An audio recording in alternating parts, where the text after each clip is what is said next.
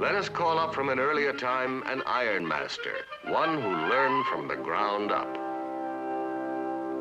Obviously, the ore had to be removed from the ground, so whether it was found right on the surface or had to be mined, the first step was... Digging! Yes, digging.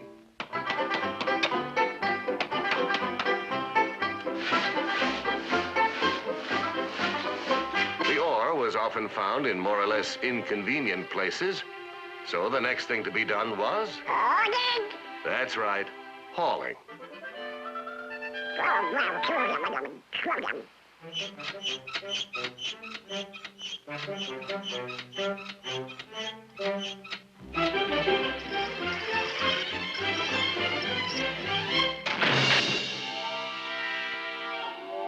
The next step, a most important one, was... Smelting!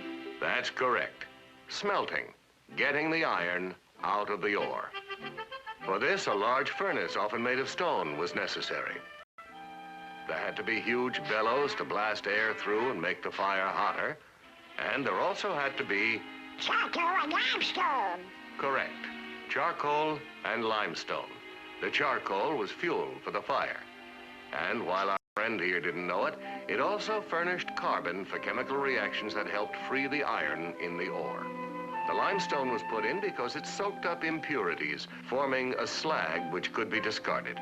The smelting process was begun by dumping layers of ore, limestone, and charcoal into the furnace. Into the furnace.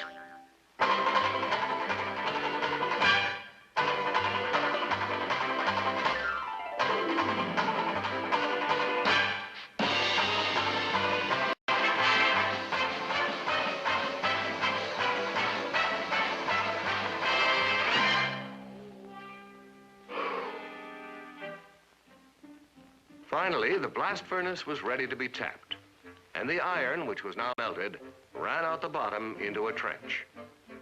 Since this rather resembled a family of little pigs, the iron came to be called pig iron. Now the iron had to be turned into something useful, and casting the molten metal was one of the ways this was done. When it cooled, this cast iron was very hard, and many useful items could be made from it. However, it was not practical for some things because it was quite brittle. In another method of converting it into useful form, bars of the iron could be reheated and refined in forges and beaten into various objects. Called wrought iron, this kind was strong and tough and could be made into other useful items. However, for some things, it was too soft. Obviously, there was a difference in the two kinds of iron.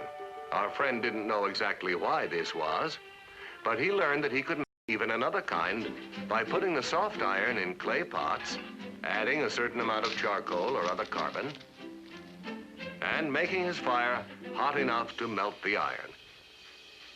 Getting enough heat was difficult, but this was the secret of the process. The iron he obtained this way was very special, for it combined the best qualities of the others. It was even given a special name, steel.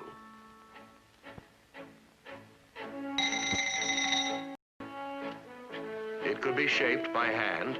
It was supple and flexible and would not shatter. Yet it was hard and tough and would stand up under difficult conditions. But because it could be made only in small quantities, steel was rare and precious, worth its weight in gold. Even as late as the founding of the colonies in America, steel was very scarce.